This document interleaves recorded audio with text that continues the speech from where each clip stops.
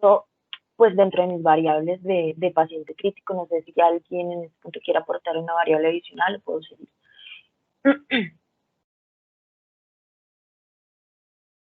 Bueno, sí. Tal vez la hiperlactatemia. Ah, sí. Sí, pero acá.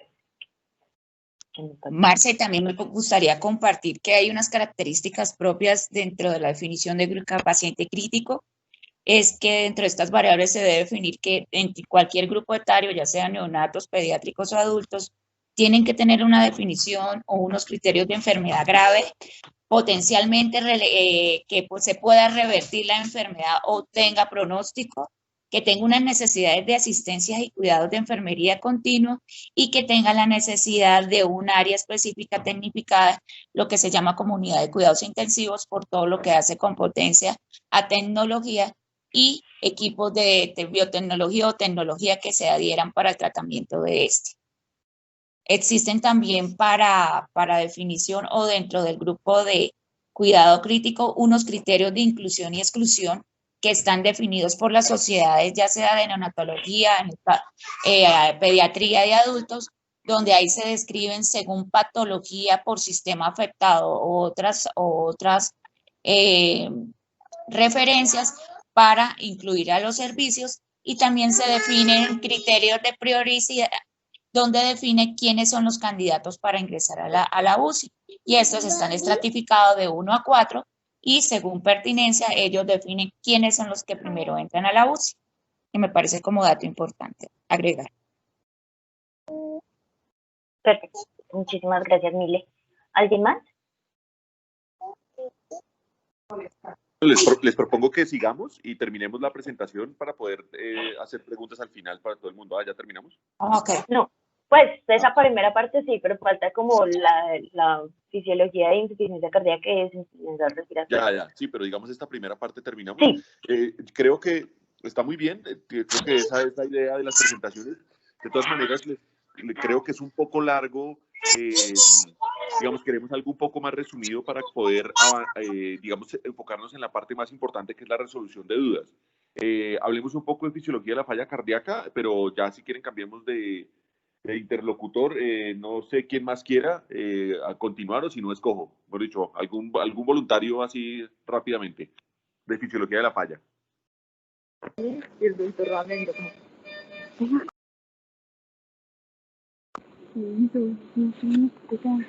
Listo, entonces empiezo a hablar yo de falla cardíaca. Bueno, vamos a hablar primero ¿Me quito? Dime. ¿Me quito? Para poner lo tuyo. Es que tengo problemas con la PC, entonces la presentación, bueno, yo ahorita intento hacerlo y estoy trabajando con mi celular y con mi PC al lado. Bueno, voy a dejar ahí como por... Listo, Marci. Bueno, vamos a hablar de insuficiencia cardíaca. Uno, tenemos que tener, o como vamos a parar en un mapa conceptual donde vamos a hacer una definición, cómo se produce, unas posibles causas, un diagnóstico y un tratamiento para no quedarnos estancados. ¿Qué se puede definir o qué se dice de la insuficiencia cardíaca? Se ha revelado durante los últimos años como uno de los problemas de salud pública de mayor envergadura por su incidencia y su alta mortalidad en el impacto social que ha producido. Afecta la calidad de vida de las personas, tiene una alta incidencia, la tercera causa de muerte de tipo cardiovascular, una prevalencia del 10% en mayores de 70 años y 2% de menores de 60.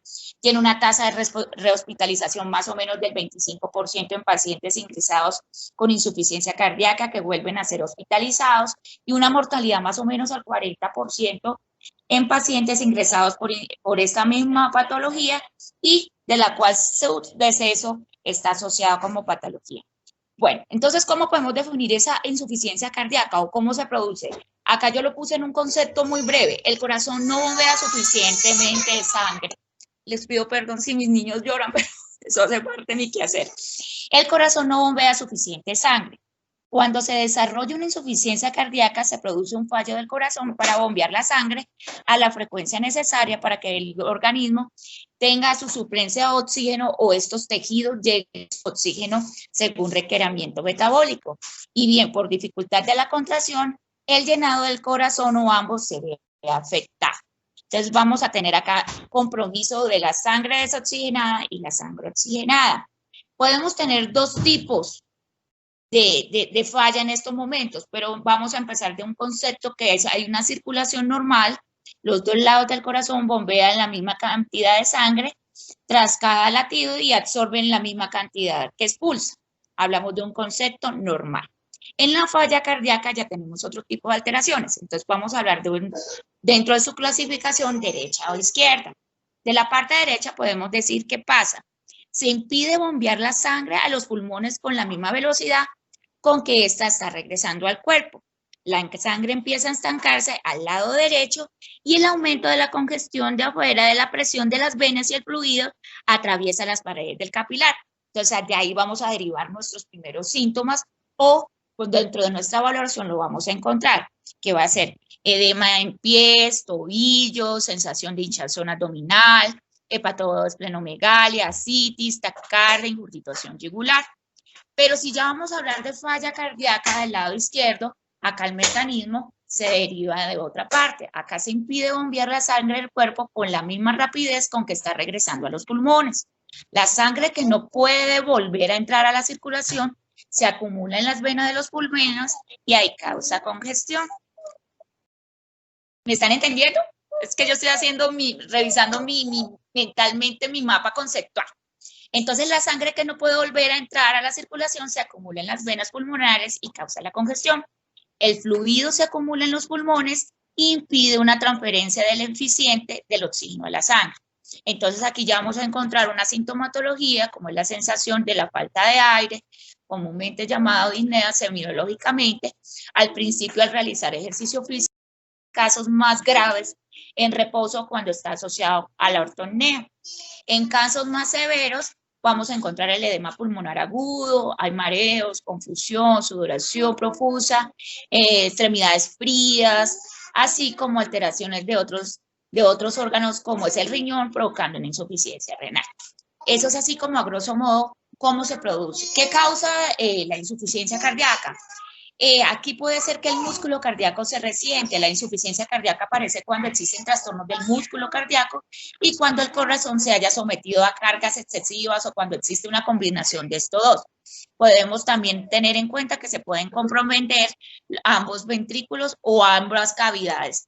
Dentro de qué causa puede ser relacionados con el músculo, puede ser un infarto agudo del miocardio, encontramos el desbalance entre la demanda y el consumo de oxígeno, la hipertensión pulmonar, hablamos de enfermedades del músculo cardíaco, todas las miocardiopatías, cardiopatías congénitas, Arriba las dan por turno, no sé.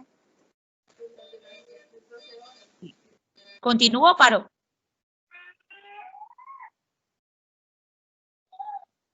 Aló. Aló.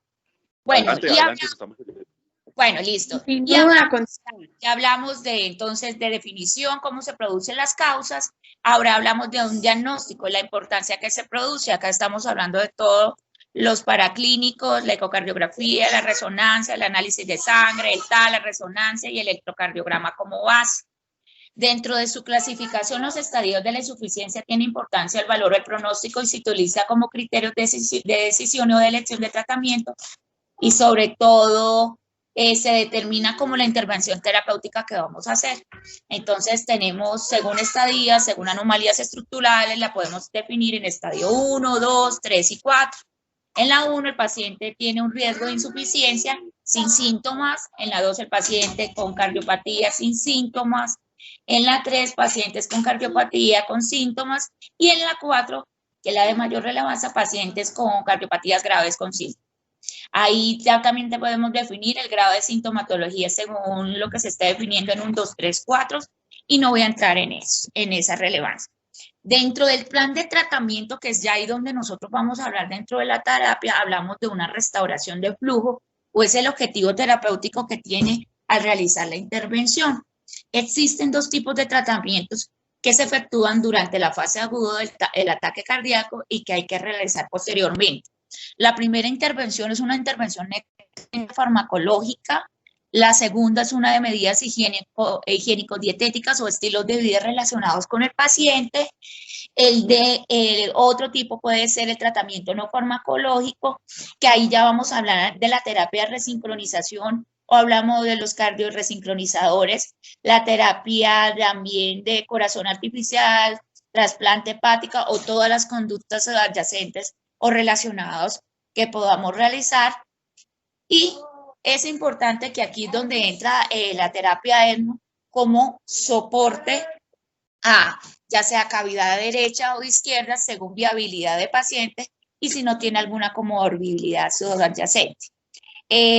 Hay un algoritmo asociado donde nosotros tenemos que definir, ya que la terapia se instaura cuando ya hay un shock cardiogénico, se optimiza la terapia. Si el paciente no responde a balón de contrapulsación o a un vasoactive, se dice que el paciente está en un choque cardiogénico refractario y aquí es donde ya se viene a evaluar individualmente a cada paciente dentro de su punto holístico y como esté él en su estado de gravedad, qué soporte ventricular de elección o dispositivo vamos a utilizar. Entonces, aquí ya podemos definir el uso del ECMO, si la falla ventricular es izquierda, si la falla ventricular es derecha, o también podemos encontrar la falla biventricular. Aquí podemos utilizar el ECMO venoarterial como combinación de soporte izquierdo y derecho y optimizamos según la variable, pues según lo que nosotros hemos evaluado y Marcela nos ha comentado, cada paciente habla por sí solo y tiene datos suficientes para definir qué vamos a hacer. Acá nuestro objetivo es mejorar los órganos. Si esto se proporciona, se puede terminar de retirar la terapia y también se ve la viabilidad. Y también se lo vamos a tener como puente a posible trasplante si el paciente es candidato al mismo. ¿Alguien más quiere aportar? ¿O sigo hablando de chorros? No, si quieren, continuemos con alguien más. ¿En qué punto vamos? ¿Fisiología? ¿Diagnóstico? Vamos en falla, ya hablamos de falla cardíaca en general y la intervención de la soporte. Ahora insuficiencia respiratoria.